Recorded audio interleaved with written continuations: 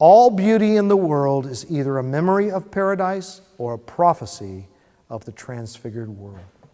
Now, I think that's so true. And here's the thing.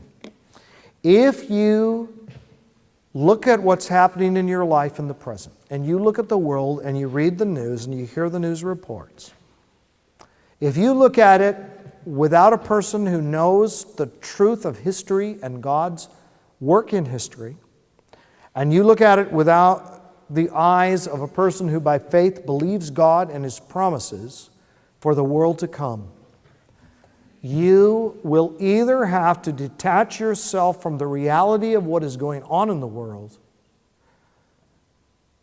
or you will have to despair. Because there is great ugliness in this world, and there will never be justice, and people will get away with sin. Guilty people will get away with sin, and innocent people will be the victims of the guilty people. There will be no justice, and there's ultimately no mercy and no compassion if that's how you're looking at this world. But if you see Genesis 1 and 2, the cross of Christ and the resurrection of Christ, and then out here, the promises of eternity future, it utterly transforms how you view your life on earth. Do you see why?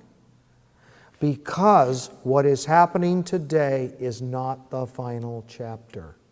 And what will happen in eternity will actually demonstrate that even many of the bad things that happen, all of the bad things that happen to God's children here and now, He promises to work together for our good. Now wait a minute, that's impossible. Because you talk about rape and assault and dismemberment and the horrific things that happen in this world. Well, Romans 8 is either true or it's false. If it's false, let's go home. Let's find something else to do the next couple of days. Come on. But if it's true, and I believe it is, and I think most of you believe it is, that is a radical statement, but it can't be left to what happens in this life, because this life is full of injustices. And if you have to get justice for every bad thing that has happened to you in this life, I feel sorry for you. You're going to be a pathetic, resentful, angry, bitter person. But if you recognize, shall not the judge of all the earth do right? And do what Peter says, entrust yourself to a faithful Creator who does all things right and all things well, it just simply transforms everything.